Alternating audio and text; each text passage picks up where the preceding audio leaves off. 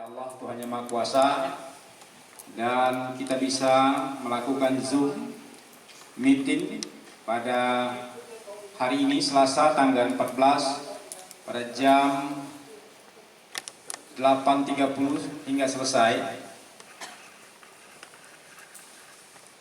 Bapak Kakanwil Kementerian Agama Provinsi Kalimantan Barat yang kami hormati, para Kakamenak se-Kalimantan Barat atau pejabat yang mewakili, para kabid, pembimas, dan kasubag yang kami hormati, rekan-rekan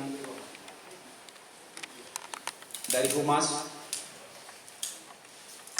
Notulis, ada programmer yang kami banggakan hadir juga di tengah-tengah kita. Hari ini kita melaksanakan Zoom meeting dengan Kakamenak. Kami telah menyampaikan password dan ID-nya masing-masing malam tadi, dan kami juga membagi teman-teman di kabupaten kota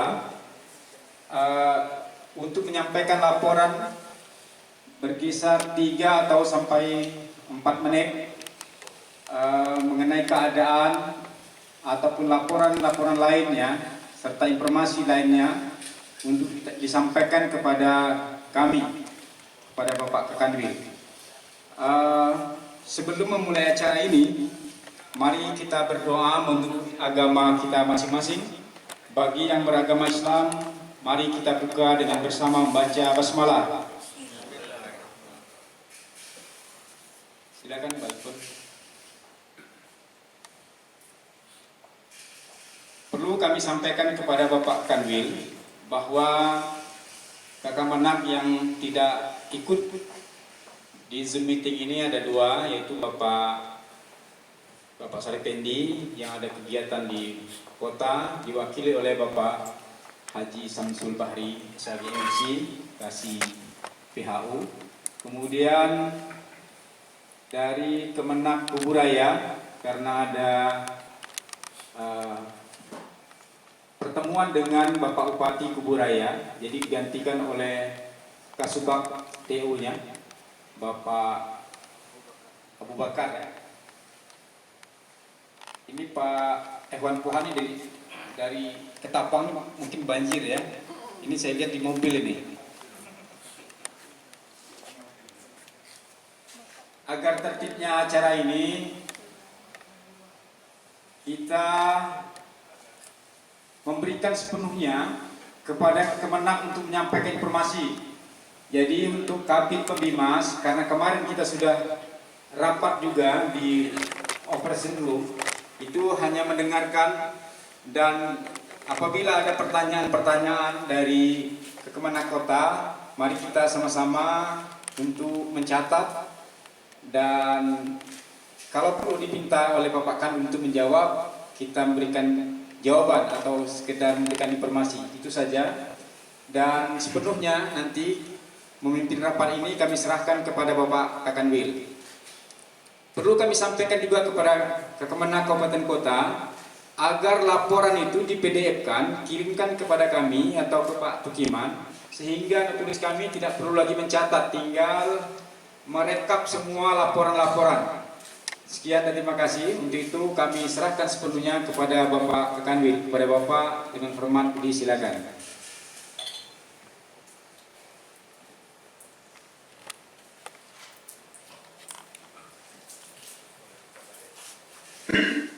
Bismillahirrahmanirrahim. Assalamualaikum warahmatullahi wabarakatuh. Selamat pagi dan salam sejahtera untuk kita semua. Alhamdulillahirabbil alamin, wassalatu wassalamu ala asyrofil anbiya'i wal mursalin sayyidina Muhammad wa ala alihi wa ashabihi ajmain. Yang saya hormati para Ketua TU, para Kabid, Pembimas, para Kakamenak Kabupaten Kota se-Kalbar, atau yang mewakili para Kasubag dan semua yang hadir di acara virtual Zoom meeting dalam rangka rapat koordinasi pimpinan di lingkungan kantor wilayah Kementerian Agama Provinsi Kalimantan Barat. Pertama-tama sebagai umat yang beragama, sudah sepantasnya kita memanjatkan puja-puji syukur dari Allah Subhanahu wa Ta'ala, Tuhan yang Maha Esa. Pada pagi yang berbahagia ini kita dilimpahi nikmat kesehatan, kesempatan. Walaupun di tengah-tengah darurat COVID-19 kita bisa bersilaturahim melalui teknologi virtual, Zoom meeting dengan seluruh jajaran di lingkungan Kanwil Kementerian Agama Provinsi Kalimantan Barat. Saya ingin mengucapkan terima kasih pada kawan-kawan yang sudah menyiapkan dan juga bersemangat untuk hadir bersama-sama dalam acara virtual Zoom meeting ini. Dan saya juga bersyukur, alhamdulillah, bahwa seluruh kawan-kawan di jajaran ASN Kementerian Agama yang jumlahnya 3.000 hampir 700-an sekarang ini dalam keadaan sehat walafiat, tanpa terpapar virus COVID-19 yang sekarang lagi viral, lagi heboh melanda dunia. Sudah mencapai 7,5 juta saat ini yang sudah terpapar, dan Indonesia sudah mencapai 75.000. Dan Kalbar sendiri tadi pagi saya mencatat ada 355 orang yang sudah terkena kasus COVID-19 ini, dan alhamdulillah 327 orang sembuh. Atau ada satu lagi ini 328 sembuh. Berarti kan tinggal sedikit aja ya. Tapi ada 5 kemarin itu tambahan. Nah, ini jadi 4 yang meninggal. Tentu saja kita bersyukur bahwa kondisi di Kalbar jauh lebih baik kelihatannya. Ini tidak lepas bagaimana peran serta terutama Bapak Gubernur dan seluruh kita semua elemen masyarakat yang mematuhi betul terkait dengan protokol kesehatannya. Dan saya mengimbau kepada seluruh jajaran ASN Kementerian Agama di seluruh kabupaten kota, termasuk juga di lingkungan Kanwil ini, untuk tetap waspada, tetap mawas diri. Bukan berarti sudah landai lalu sudah menuju new normal, kita katakan kita sudah normal begitu kan. Oleh karena itu protokol kesehatan itu harus menjadi perhatian serius kita. Oleh karena itu saya mengajak seluruh kawan-kawan di jajaran untuk memastikan protokol kesehatan ini dilaksanakan dengan sangat sungguh-sungguh. Pertama, pastikan di kantor kita tersedia cuci tangan, kemudian seluruh ASN menggunakan masker, kemudian usahakan untuk menjaga jarak, dan tetap kita membuat pola hidup sehat, hidup bersih. Nah, ini bagian juga dari perintah agama. Oleh karena itu merupakan ikhtiar usaha kita dalam rangka mencegah penyebaran COVID-19 di lingkungan kita. Ya kan? Walaupun saya selalu bilang ini tentu agak sedikit melelahkan, kadang-kadang kita harus pakai masker, harus tidak sesuai dengan kebiasaan kita yang lama, tapi yakinkan bahwa kehadiran kita itu adalah sebagai solusi, ya kan? Kehadiran kita membawa solusi, bukan sumber masalah. Dan kalau masyarakat ada berbeda, itu hal biasa. Tetapi kita sendiri, karena ASN, karena bagian dari pemerintah, tentu kita harus komitmen mendukung apa yang menjadi ketentuan protokol yang ditentukan oleh pemerintah. Nah, oleh karena itu usaha-usaha yang perlu kita perkuat ini hendaknya juga bagian daripada kita mengingatkan jajaran kita, baik di lingkungan TUSI kita maupun di lingkungan mitra kerja kita. Pastikan semuanya dapat melaksanakan protokol ini dengan sebaik-baiknya. Bapak Ibu sekalian yang saya hormati, alhamdulillah walaupun kita ini dibatasi dengan kondisi darurat tadi, tapi kita masih bisa ketemu. Tadi ada berapa jumlah? Ada 14 kabupaten kota ya. Mulai sudah tambah seluruh kabupaten ini ya, Kabid dan Pembimas semua. Saya ingin mengangkat ada beberapa isu-isu aktual yang perlu juga yang perlu kita sikapi bersama seluruh jajaran. Yang pertama adalah ya kita ketahui bersama bahwa kita sekarang ini berada dalam kondisi darurat COVID-19, sehingga semua aktivitas kita harus kita sesuaikan, ya. Baik terhadap TUSI maupun dalam penganggaran maupun juga dalam pelaksanaan implementasi kita. Isu-isu aktual yang muncul saat ini cukup ramai adalah pertama adalah terkait dengan pelaksanaan tahun ajaran baru di pendidikan. Nah, paling tidak kita ketahui ada 5 program utama Kementerian Agama yang dicanangkan oleh Bapak Menteri Agama. Yang pertama adalah terkait dengan pemberantasan korupsi, yang kedua peningkatan pendidikan agama dan keagamaan, yang ketiga pelayanan haji dan umrah, kemudian yang keempat adalah terkait dengan perkuat modernisasi dan mencegah radikalisme, dan yang kelima adalah pelayanan sertifikat halal. Ini adalah program utamanya. Nah, isu aktual yang saat ini muncul cukup ramai adalah menjelang tahun ajaran baru di saat pandemi COVID-19 ini. Tentu kita mengacu kepada regulasi yang sudah dikeluarkan oleh SKB 4 Menteri dan ditambah dengan surat edaran Gubernur Provinsi Kalimantan Barat.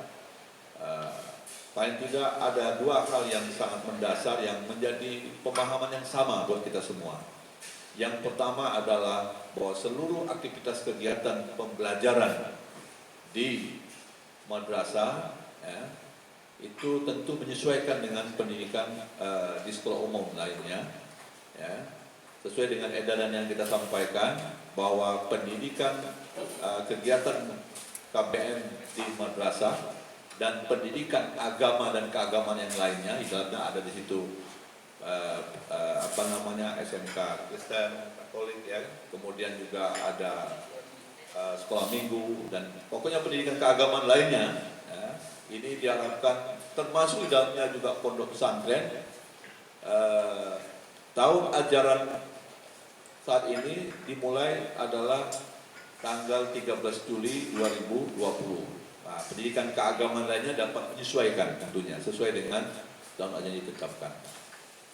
Kemudian tentu yang kedua adalah kita harapkan seluruh madrasah dan pendidikan formal lainnya kita dorong untuk melaksanakannya tanpa tatap muka, yaitu melalui Zoom meeting atau melalui daring atau melalui modul atau melalui e-learning. Intinya adalah yang tidak tatap muka. Ya. Jadi kita berharap ini dapat dipantau oleh Bapak Ibu sekalian, terutama di daerah jajaran pembinaannya atau wilayah binaannya masing-masing. Kemudian yang ketiga adalah khusus untuk pendidikan agama lainnya, termasuk di dalamnya pondok pesantren. Dan yang kita mengacu pada SKB 4 Menteri itu mendorong juga untuk dilakukan tanpa tatap muka melalui online, melalui daring atau e-learning dan sebagainya, terkecuali bagi pondok pesantren yang sudah melakukan koordinasi secara maksimal dan mendapat dukungan oleh pemerintah daerah, melayani ini adalah dukungan dari tim COVID gugus, tim gugus COVID di lingkungan kabupaten kota yang dibolehkan untuk melakukan pembelajaran tatap muka. Ini tujuannya adalah untuk mencegah daripada penyebaran COVID-19. Jadi kita mendukung intinya apa yang menjadi kebijakan pemerintah daerah masing-masing. Nah, termasuk dalam ini arahan Pak Gubernur yang hendaknya kita ikuti, termasuk juga di kabupaten kota juga mungkin akan mengikuti arahan Pak Gubernur ini. Dan tidak kita bersyukur di Kalbar ini dengan perlakuan yang ketat dan disiplin. Saya melihat apa yang menjadi kebijakan Pak Gubernur ini dapat menekan penyebaran daripada virus COVID-19 ini. Kemudian yang berikutnya tentu juga kita mengajak sesuai dengan edaran yang kita sampaikan bahwa tahun ajaran baru ini biasanya di lingkungan pendidikan itu mengumpulkan orang tua atau mengumpulkan siswanya untuk kegiatan orientasi atau kita dulu namanya pelonco ya ataupun mos ya. Nah, tapi kalau di madrasah itu namanya matsama, masa ta'aruf siswa madrasah. Biasanya dilakukan juga dengan pengarahan massa, ngumpul dengan anak-anak dan guru dan sebagainya, mereka mengenal sekolahnya. Tahun ini tentu kita sesuaikan juga, yaitu dilakukan dengan luring atau e-learning atau virtual. Jadi sekali lagi ini harus menyesuaikan dengan kondisi tadi. Dan sesuai dengan SE Pak Menteri Agama nomor 15 bahwa terkait dengan kegiatan yang menyangkut pengerahan massa dalam jumlah yang besar, hendaknya dilakukan dengan dua sisi, yaitu pertama dilakukan dengan cara luring ataupun virtual atau tanpa tatap muka, yaitu dengan menggunakan online dan sebagainya. Lalu yang kedua, kalaupun kegiatan itu terpaksa harus dilakukan dengan tatap muka, maka dilakukan pembatasan se-efisien mungkin waktunya. Nah, itu sesuai dengan edaran SE Bapak Menteri Agama. Nah, ini saya berharap apa yang menjadi kegiatan edaran kita ini dapat dipantau, dibina. Kalaupun mungkin nanti di lapangan ada perbedaan-perbedaan lapangan, mungkin perlu pembinaan, perlu dikomunikasi sebaik mungkin. Dan sekaligus juga memantau protokol kesehatan baik di madrasah maupun di pondok pesantren hendaknya dapat dilakukan di wilayah binaan kita masing-masing. Kemudian yang kedua adalah isu yang cukup ramai juga adalah terkait dengan isu masalah perubahan kurikulum pendidikan agama PAI di madrasah dan juga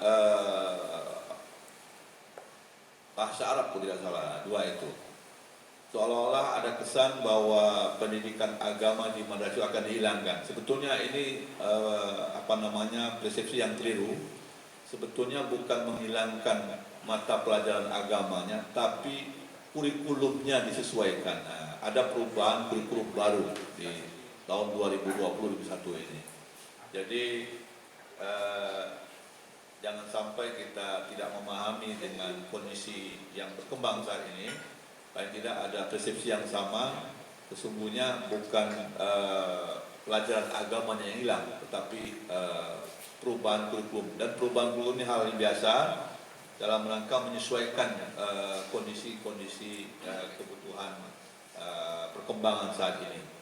Kita tahu contoh sederhana aja, misalnya kalau kita bicara soal jual beli aja, mungkin kalau dalam rukun jual beli itu kan mestinya harus ada penjual, ada pembeli dan ada barangnya. Tapi dengan kemajuan teknologi sekarang, ternyata ada barangnya tidak ada, seperti jual beli pulsa. Nah, berarti kan harus dibutuhkan perbaikan kurikulum kita. Tambah lagi ada program Pak Menteri itu, salah satunya adalah penguatan modernisasi dan pencegahan radikalisme. Nah, di situ juga ada penguatan di situ. Jadi pemahaman ini harus dipahami kita semua. Jadi bukan bermaksud menghilangkan pelajaran bidang studi agama di madrasah, tapi kurikulumnya tetap di madrasah itu tetap ada bahasa Arab, ada sejarah Islam, ada fikih, ada apa namanya akidah ya, akidah hadis. Nah, itu ada semua. Jadi tidak berubah itu. Kemudian yang berikutnya juga cukup ramai, yaitu terkait dengan haji. Nah, sesuai dengan Surat Pak Menteri Agama nomor 494 tentang pembatalan pelaksanaan haji tahun 2020, ya, dan ini sudah kita sosialisasikan. Kita bersyukur masyarakat Kalimantan Barat dapat memahami, mengetahui permasalahan secara esensial bahwa dibatalnya pelaksanaan haji ini karena memang Arab Saudi sendiri juga tidak memberikan akses pada di luar masyarakat Arab Saudi sendiri atau ya orang-orang yang sudah berada di dalam Arab Saudi sendiri, tapi yang di luar memang tidak diberi akses, atau dengan kata lain saat ini di beberapa negara tidak bisa masuk ke Arab Saudi pelaksanaan haji disebut. Nah, dan ini tidak lain karena pandemi COVID-19 yang saat ini melanda seluruh dunia, seluruh negara terkena ya. Hampir 200-an lebih negara yang terkena ya kan. Nah, sehingga kebijakan pemerintah Arab Saudi tidak memberikan akses tadi. Jadi sejalan juga dengan kebijakan Pak Menteri Agama tidak melaksanakan musim haji tahun 2020. Nah, isu yang menarik adalah bahwa kita memberikan ruang kepada masyarakat yang ingin mengambil uang pelunasan haji itu, ya kan? Tapi bukan menarik seluruhnya. Kalau dia menarik seluruhnya, otomatis dianggap tidak lagi sebagai white and list, ya kan? Tidak lagi mendapatkan ini porsinya. Nah, dari data yang sampai hari ini sudah mengambil itu ada 24 ya Pak Roman ya. Ada 24 dari kota kita sebanyak 2.519 tahun ini. Jadi ada 24 orang yang sudah menarik ya. Dan ini juga harus disampaikan di mungkin dalam pertemuan-pertemuan dengan para jajaran kita di KUA atau di mana saja, bahwa kita masih memberikan uang sampai tanggal 31 Juli batas akhirnya. Dan itu pun kalau nanti juga sampai tanggal 31 itu masih ada hal yang sangat-sangat urgen, tentu dengan adanya alasan lebih lebih tertulis dan sebagainya, mungkin juga akan kita pertimbangkan. Ya kan? Nah, itu yang kita dapat edaran dari Irjen WHO. Nah, namun demikian, yang paling penting adalah bagaimana kita memberikan pelayanan sebaik-baik mungkin, semudah mungkin, sehingga masyarakat mendapatkan akses tersebut. Ya. Jadi jangan sampai informasi ini tidak diketahui. Ya kan? Oleh karena itu, saya mengapresiasi bagi Kemenag yang proaktif terhadap kegiatan ini. Kemudian hal lain yang juga cukup perlu kita perkuat adalah sampai hari ini penyerapan anggaran kita ya baru mencapai 43%. Nah, sementara di posisi kita sekarang berada di bulan Juli. Dan perlu diketahui juga biasanya pada saat ini kita dituntut untuk melakukan laporan keuangan untuk membuat rekon, ya kan? Bagaimana laporan penggunaan keuangan kita ini semuanya bisa rekon seluruh saker Dan itu perlu diketahui batas waktunya kalau tidak salah besok atau ini ya. Tanggal 15, berarti besok. Besok itu adalah batas terakhir. Oleh karena itu saya mengingatkan kepada jajaran kita untuk memastikan seluruh pengelola keuangan dapat mencapai rekon. Rekon itu artinya mampu terwujudnya neraca keuangan kita. Jadi jangan sampai ada beberapa satker kita yang tidak bisa mencapai rekon. Ya.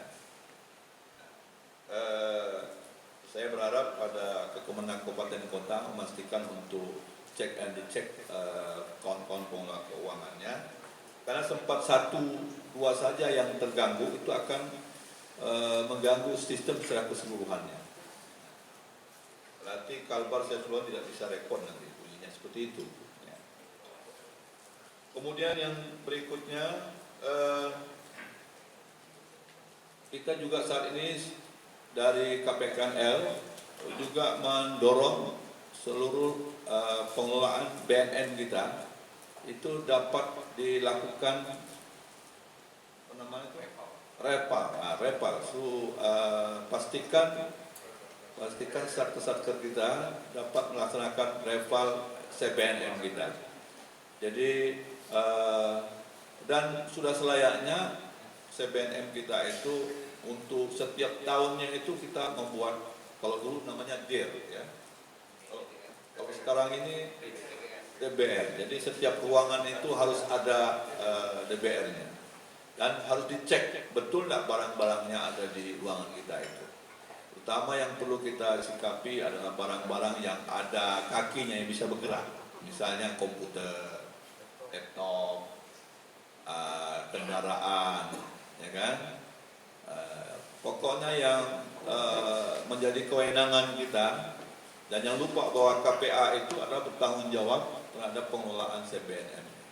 Jadi setiap sektor yang punya KPA-nya berarti dia diberi amanah. Jangan sampai aset-aset negara yang diberi amanah itu disalahgunakan. Termasuklah juga barang-barang yang tidak bergerak seperti tanah, ya, atau bangunan, pastikan juga dibuatkan apa namanya itu tipnya ya, atau itunya. Jadi pastikan dia punya tip juga. Dan pastikan juga aset-aset kita itu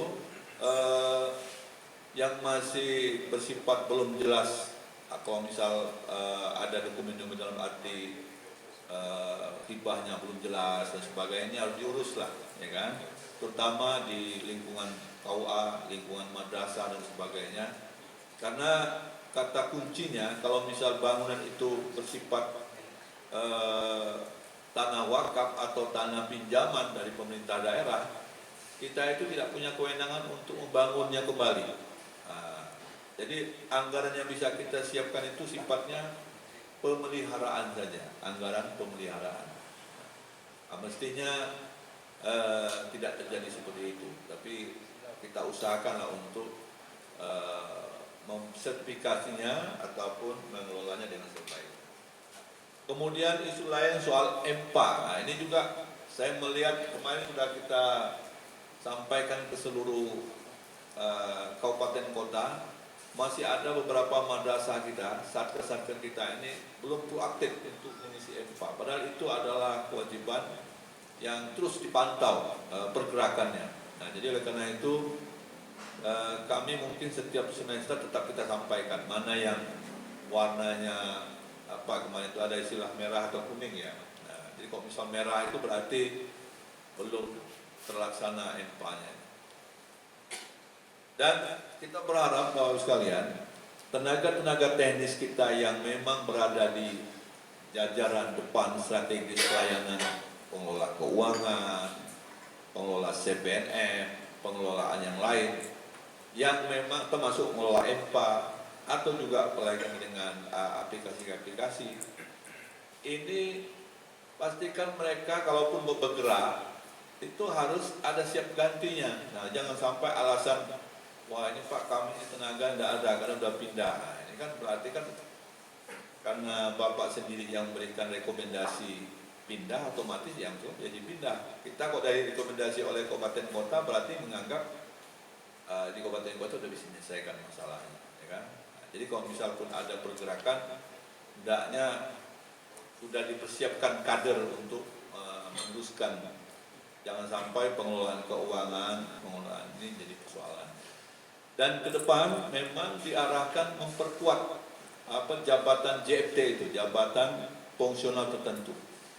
Nah sekarang ini kita sudah melakukan pendataan berbagai macam jabatan JFT itu diperkuat, termasuk juga pengelolaan keuangan. Para bendahara itu nanti juga akan disesuaikan, termasuk juga nanti dia punya sertifikat dan dia punya ketentuan tersebut. Kemudian terkait yang berikutnya,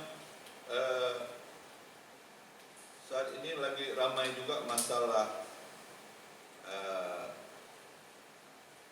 Idul Adha dan Kurban. Nah, ini juga kita kemarin juga sudah mengeluarkan edaran dan Pak Menteri Agama juga sudah mengeluarkan edaran. Itulah sebagai acuan kita bahwa pelaksanaan Idul Adha tahun ini dilaksanakan, tapi tetap mengedepankan protokol kesehatan. Kemudian yang kedua terkait dengan kurban, hendaknya juga dipatuhi dengan regulasi yang diarahkan oleh Pak Menteri. Termasuk juga beliau mengingatkan kalau bisa alat pemotongnya itu ataupun pisau yang digunakan, biasanya kadang-kadang petugas itu tukar-tukar alat ini, ya kan, pisau ini, semuanya boleh pakai gitu kan. Nah ini juga dihimbau oleh Pak Menteri, masing-masing punya satu alat masing-masing, jadi jangan pakai tukar-tukaran begitu. Ini dalam rangka mencegah daripada penyebaran virus COVID-19 ini. Dan tentu kita berharap hal seperti ini dapat dikomunikasikan dengan sebaiknya, dan kami juga berharap kawan-kawan bisa menyampaikan informasi bahwa berapa sih di daerah kita masing-masing itu ada hewan kurbannya yang biasa kadang kita laporkan pada saat menjelang Idul Adha tersebut. Hal lain yang perlu juga menjadi perhatian kita adalah masalah kerukunan beragama. Saya berharap para Kemenag Kabupaten Kota untuk proaktif menyikapi jika ada hal yang berbau persoalan gesekan kerukunan beragama, hendaknya dapat segera disampaikan kepada kita, ya kan? Rilisnya bisa melalui WA atau melalui apa yang disampaikan secara khusus kepada kami. Dan sebagai tindak lanjut juga nantinya akan kita sampaikan, bisa kita lihat urgensinya. Kalau memang viral dan sebagainya, kita akan sampaikan kepada Pak Menteri. Karena beliau menyampaikan kalau ada hal-hal yang sangat krusial dan sudah muncul di media, kita tidak respon, tidak mengetahui. Nah ini kan sebatu kita tidak termasuk membantu tugas beliau ini. Jadi oleh karena itu saya berharap kawan-kawan yang menjadi wilayahnya untuk memahami, mengetahui dan menyampaikan secara khusus informasi-informasi yang berkembang di wilayah binaan kita masing-masing, ya, supaya kita bisa mendapatkan informasi dini dalam rangka mencegah hal-hal yang tidak kita inginkan. Tapi kita bersyukur dalam kondisi saat ini, walaupun di tengah-tengah COVID-19, semangat kerukunan umat beragama di Indonesia cukup baik dan cukup dinamis, ya kan? Nah, dan apalagi semangat tolong menolong, semangat gotong royong, semangat kebersamaan itu juga tumbuh, ya. Nah, jangan sampai isu-isu agama ini disalah maknai, digunakan untuk hal-hal yang tidak menguntungkan, ya kan? Dan satu hal lagi yang perlu juga menjadi perhatian, saat ini sekarang ini sedang menghadapi pilkada, ya, di beberapa titik di daerah. Saya juga mengingatkan kepada seluruh jajaran untuk menunjukkan sikap netralitas kita. ASN itu adalah pegawai ataupun warga negara yang sudah jelas sebagai bagian dari pemerintah dan tidak termasuk dalam kelompok politik yang ikut berpartisipasi secara khusus bermain dalam politik, ya kan. Nah, jadi itu khusus kita tunjukkan sikap netralitas kita ini. Sikap netralitas artinya tidak memihak ke salah satu dan sebagainya. Jadi karena karir ASN itu sudah jelas, sudah jelas. Jadi tidak perlu kita harus ikut-ikutan yang pada gilirannya nanti dapat merugikan ASN itu sendiri, karena sudah ada aturan main yang menentukan. Ya.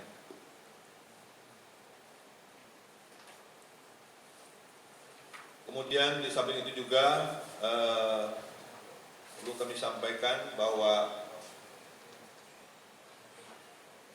dari laporan kabupaten kota bahwa kita juga ada menganggarkan kebutuhan penanganan COVID di wilayah kita masing-masing. Nah, tapi kalau saya lihat ini yang ada itu ada di Sekadau, ada di Sanggau, ada di Sambas, ada di Landak, ada di Ketapang, ada di Bengkayang, ada di Kota Pontianak, dan Kandil. Nah, tentu saja terkait dengan pengelolaan dana COVID ini tentu saja menjadi perhatian nantinya. Jadi kalau ada anggaran kita memang diarahkan ke COVID, ya kan, tentu pengelolaannya diharapkan dapat dilakukan sebaik mungkin. Jadi jangan sampai saya yakin sekarang ini pemerintah dan masyarakat dan mungkin juga para auditor tentu akan mempelototi, ya kan, terkait dengan anggaran-anggaran COVID ini. Jadi jangan sampai pengelolaan dana ini tidak tepat sasarannya, ya kan. Kemudian terkait dengan coba dibuat pinternya.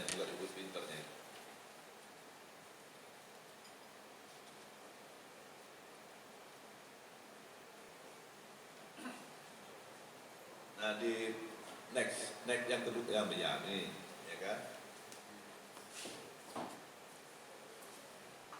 Saya juga mengajak kepada kita semua untuk memastikan bahwa semester kedua ini kita untuk lebih tanggap ini terkait dengan pelaksanaan zona integritas di 8 area perubahan reformasi birokrasi. Kemarin yang dapat mengisi kemarin itu ada 4 ya, provinsi, kemudian Sambas, Sanggau, dan Kayong Utara. Ya. Yang lain nampaknya tidak berhasil mengisi data yang diminta untuk penilaian secara mandiri, ya kan? Tapi bukan berarti ini berhenti sampai di situ, ya kan?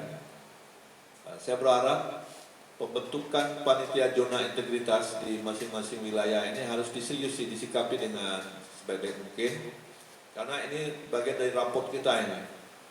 Kalau di pemerintah daerah, di beberapa instansi ini lagi booming ini masalah zona integritas dan reformasi birokrasi ini, ya kan? Mereka kemarin sudah membuat beberapa titik-titik melakukan, ya kan? Jadi oleh karena itu saya berharap pada seluruh kawan-kawan untuk memastikan pelaksanaan kegiatan penguatan pengisian zona integritas ini melalui penilaian mandiri ini bisa dimaksimalkan. Dan ini kan bagian dari perubahan yang perlu kita bangun di setiap unit-unit kita ini. Ya kan? Nah, termasuklah di dalamnya di situ adalah pelayanan PTSP. Saya berharap pelayanan PTSP ini bisa terus dilaksanakan.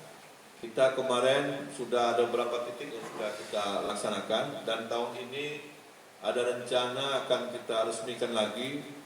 Pertama di Kayong Utara, kemudian yang kedua di Kabupaten Kuburaya, kemudian yang ketiga di Kabupaten Melawi, yang keempat Kapuas Hulu. Jadi ada 4 Kapuas Hulu ini sudah menyatakan siap untuk diresmikan. Tetapi saya berharap yang lainnya yang sudah diresmikan itu hendaknya bisa dimaksimalkan juga penggunaannya. Ini bagian juga dari mencegah penyebaran COVID-19 karena dengan adanya pelayanan PTSP, masyarakat tidak lagi harus masuk mondar-mandir ke ruangan kita, ya. Cukup dilayani di home office saja. Ya. Hanya persoalannya jangan sampai pelayanan PTSP yang sudah ada itu tidak dimanfaatkan sebaik mungkin, ya kan. Ya, jadi sekali lagi termasuk juga ya terkait dengan pelaksanaan pelayanan PTSP ini, yang pertama perlunya penguatan sistemnya. Nah, sekarang kita sudah terus meningkatkan pelayanan sistem, sudah bisa online. Kalau kemarin itu masih offline, ya kan. Nah, jadi kalau misal ada kabupaten kota yang masih ada kendala, bisa koordinasi ke Kanwil untuk minta pendampingan, ya kan. Nah, jadi kalau sudah sistemnya berjalan baik, insya Allah itu akan mudah dipantau, yang dilaksanakan. Lalu yang kedua adalah sarana pendukung. Nah, jadi perangkat lunaknya, kemudian tempat yang dibutuhkan tentu tersedia. Dan yang ketiga adalah SDM yang mumpuni, yang memiliki kemampuan, dapat juga memberikan kontribusi, ya kan. Mungkin bisa diarahkan tenaga pramusaji atau tenaga-tenaga yang secara bergiliran mungkin dilakukan, ya. Kemudian yang keempat adalah komitmen pimpinan. Jadi pimpinan juga menentukan. Kalau pimpinannya ogah-ogahan, tidak punya komitmen, nah itu susah. Dan sekali lagi bagaimanapun ini adalah program nasional, bukan programnya Pak Kanwil, bukan programnya maunya orang per orang, tapi adalah kebijakan secara nasional dan bagian daripada pencegahan penyebaran daripada COVID-19. Dan mudah-mudahan tempat pelayanan yang berhadapan dengan masyarakat ini bisa kita sterilkan, bisa kita buat jarak dan pembatas yang dapat mengurangi akses timbulnya pencegahan kembangnya virus COVID ini. Mungkin nanti saya berharap pada Pak Kabak bisa aja setiap tahun kita bisa mengevaluasi, ya kan? Misalnya dalam bentuk berapa sih jumlah pelayanan yang bisa dilakukan di tiap kabupaten kota, lalu apa kendalanya, supaya bisa kita evaluasi nantinya. Termasuk juga terkait dengan pengaduan-pengaduan masyarakat, hendaknya sesuai dengan arahan Pak Irjen kemarin, dapat diselesaikan di tingkat kabupaten kota dulu, baru di tingkat provinsi, baru di tingkat Irjen. Jadi kalau misal sudah ada sumber layanan kotak pengaduan kan artinya sudah bisa dilayani di tingkat usernya. Nah, itu akan jauh lebih baik, ya kan, daripada kita tidak memberikan ruang penampungan sehingga tumpah kemana-mana. Ini yang kita tidak inginkan, ya kan? Padahal yang ditanyanya sederhana saja, bisa dijawab oleh di daerah masing-masing. Kecuali kalau misal memang ada yang berat, bisa kita koordinasi lagi tingkat provinsi, ya kan? Kemudian di samping itu juga saya berharap melalui penguatan PTSP ini diharapkan dapat meningkatkan pelayanan kita, ya. Termasuk juga kita perlu mencermati, mensosialisasi dan mengimplementasikan peraturan pemerintah nomor 30 tahun 2019 tentang penilaian kinerja pegawai negeri sipil, paling tidak 5 hal yang menjadi persoalan, yaitu kepemimpinan, orientasi pelayanan, kerjasama, komitmen, dan inisiatif kinerja. Kemarin juga dari Menpan juga meminta supaya kita mendata, ya, menyampaikan seluruh ASN itu setiap tahunnya mengisi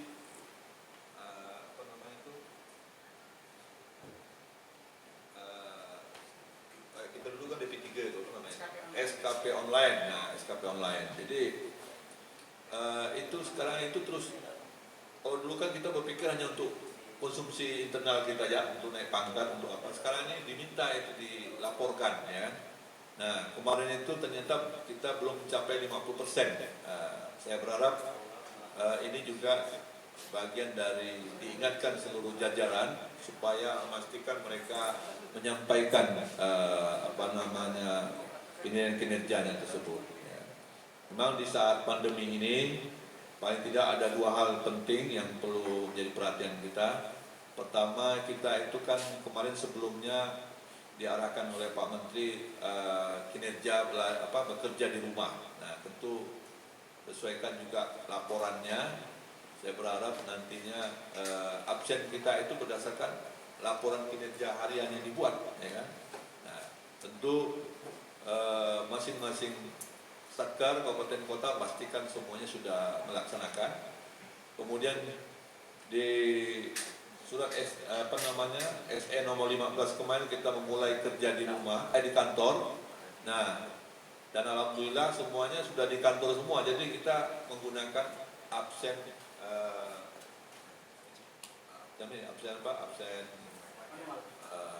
secara langsung itu online, bukan online, penjeprit, ya, menggunakan penjeprit. Nah, jadi kita sudah laksanakan dengan penjeprit. Mungkin juga bagian dari pencegahan penyebaran COVID-19, kalau misal memungkinkan ada anggarannya, bisa juga diperbaiki absennya itu, yaitu dengan absen wajah. Kalau biasa kan pakai jari tangan, ya, atau jempol, ya kita. Ini dikhawatirkan bisa menularnya COVID-19.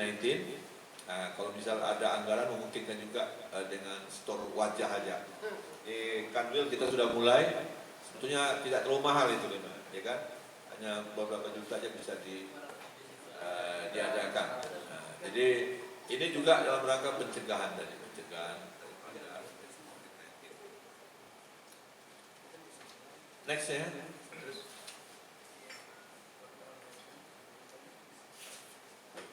Nah, di Bimas Islam, ya, khususnya ada 3 hal yang menjadi hal yang menarik, ya. Satu, meningkatkan moralisasi beragama di Indonesia. Kedua, penguatan ekonomi syariah. 3, melalui penyuluh agama harus mampu mensosialisasikan program kerja Kementerian Agama. Penyuluh agama harus mendekatkan diri dengan kaum minialis, ya, atau kelompok-kelompok yang milenial, atau generasi milenial, ya kan? Saya mengapresiasi beberapa kinerja dari NAIS, ada Go to Campus, kemudian ada kegiatan penyuluhan di kelompok milenial, kelompok minimal ini berarti pendek pula. Jadi ini yang perlu dimaknai. Kemudian penguatan moderasi beragama ini, ya, paling tidak saya mendorong 3 hal utama inilah. Trilogi rukun umat beragama ini harus menjadi isu yang selalu kita kedepankan dalam rangka membangun semangat rukun umat beragama di Indonesia, ya kan? Jadi saya berharap jajaran Kemenag tidak terpancing dengan isu-isu yang sekarang cukup ramai, misalnya soal undang-undang IP, ya kan? Atau hal-hal yang berbau penyimpangan-penyimpangan lain. Hendaknya kita tampil memberikan pembinaan yang konstruktif pada masyarakat, ya, kita memberikan penguatan, dan jangan pula sebaliknya kita menjadi provokator, ya, provokasi. Oleh karena itu, mari kita bijak menggunakan media sosial, dan kalau perlu didorong untuk mengembangkan narasi-narasi yang positif, baik melalui penyuluh, melalui guru-guru agama, melalui madrasah sebagainya, dalam rangka kita penguatan moderasi beragama dan menjaga kerukunan umat beragama di Indonesia yang kita cintai ini, khususnya di Kalimantan Barat. Next.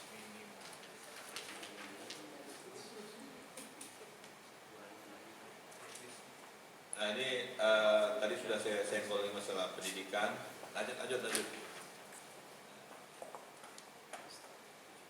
Nah terkait dengan Renstra, ini juga menjadi perhatian kita. Renstra Kemenak tahun 2020-2024 yang merupakan tindak lanjut dari Renstra Pusat.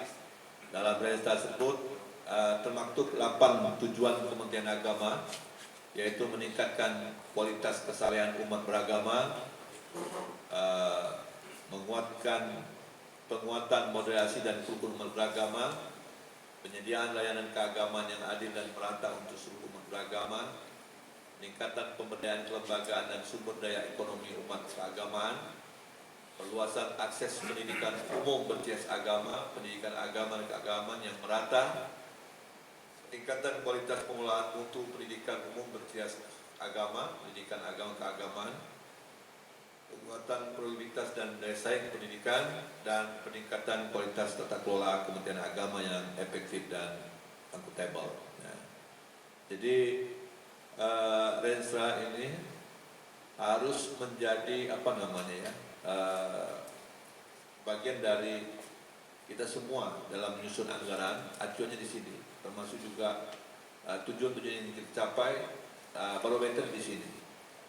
Kalau dulu saya belum tahu nih, kita biasanya diminta ini evaluasi bagaimana pencapaian daripada 8 arah Renstra kita ini, ya, dalam rangka mewujudkannya itu. Next. Nah ini hal-hal lain yang nanti kita diskusikan lah. Mungkin yang jelas kita juga ingin mengetahui kondisi di daerah kabupaten kota masing-masing, terutama yang saya lihat saat ini sedang dilanda bencana banjir ya. Ada beberapa titik kalau saya lihat itu di media, seperti di Sintang, di Ketapang, di Melawi, jangan-jangan juga di Kutu Sibau, ya kan, atau di daerah lain. Nah ini tentu yang paling kita ingatkan betul, jangan sampai ada korban, ya kan. Maksudnya korban jiwa yang perlu menjadi perhatian, terutama di jajaran kita di ASN, dan yang menjadi perhatian para KPA, para Satker yang menjadi daerah binaannya, supaya bisa menjadi perhatian kita. Tentu kita berdoa mudah-mudahan seluruh ASN jajaran kita semuanya dalam keadaan sehat walafiat. Walaupun di tengah COVID-19 kita bisa meningkatkan produktivitas dan aktivitas kita dalam rangka memberikan pelayanan pada umat beragama, khususnya menjadi tusi dan kewenangan kita masing-masing. Nanti kalau misalnya ada hal-hal yang dari kawan-kawan di Kemenak Kabupaten Kota, saya juga ada Pak Kemenak, ada Pak Kabid Pembimas di sini sama-sama.